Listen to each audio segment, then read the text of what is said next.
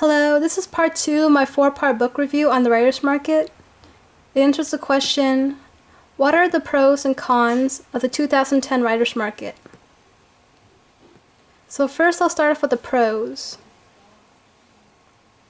The book has a section on how to write a query letter, which is really helpful. So basically a query tells a bit about your book.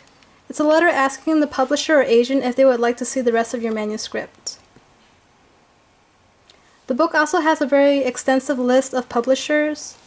It lists all kinds of publishers, poetry, short stories, novels, nonfiction publishers.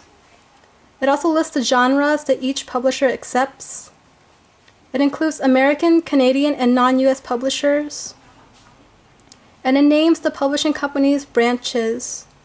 Like sometimes you think a company is a separate company, but it's actually a division of a larger company. It also has a nice list of agents. So I like to think of agents as the middlemen of the publishing world. Their job is to get your name or work known to larger publishing companies, such as Scholastic. The writer's market indicates which companies only accept agented submissions.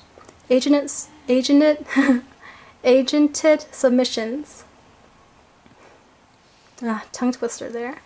So the writer's market also lists a bunch of contests, which is really helpful for freelance writers who want to make income through contests.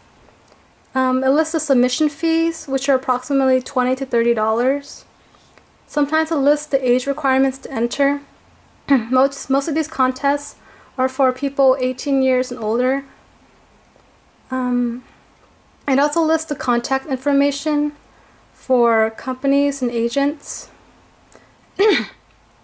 So, it lists the name of the company, the names of the people you can contact, their phone numbers, email addresses, and their website.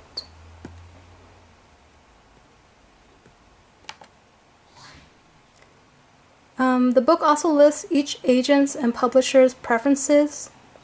For example, it shows which publishing companies reject unsolicited or not asked for manuscripts, unagented manuscripts.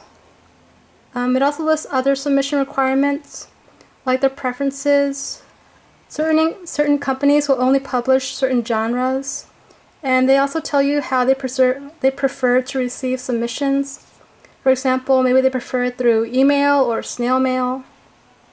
It also tells you if you should include an SASE, which is a self-addressed, self-stamped envelope. You basically put your address and in both the receiver and the sender's space on the envelope, and you put stamps on it. And that's how they return your manuscript to you.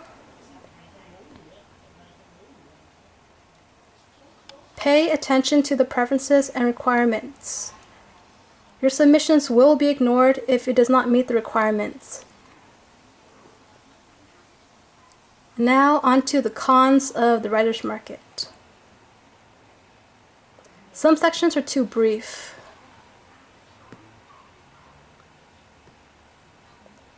Like how to write a query letter. That section is really short, and manuscript formatting, they don't go over that very much. You'll probably have to check out another book to find out more about how to write a query letter or a manuscript submission. The editor also didn't do his job very well, as you can see later on. There's a lot of spelling errors. The book is extremely disorganized. The editor seems to have copied and pasted from publishers' websites.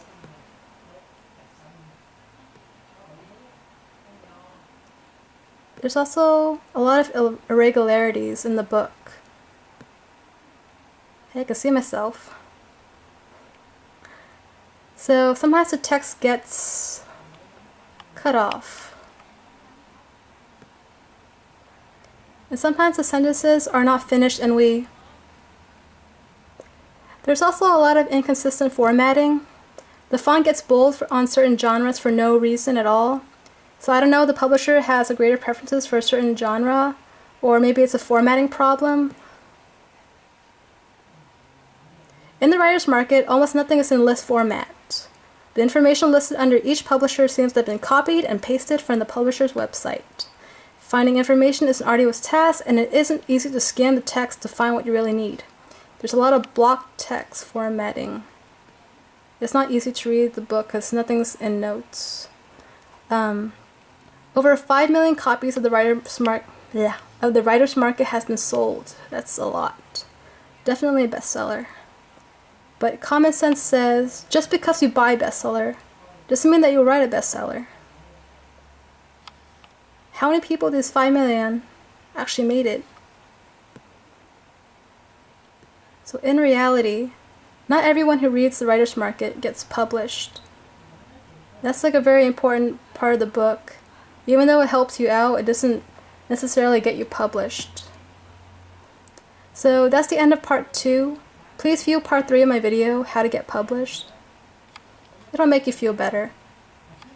I promise.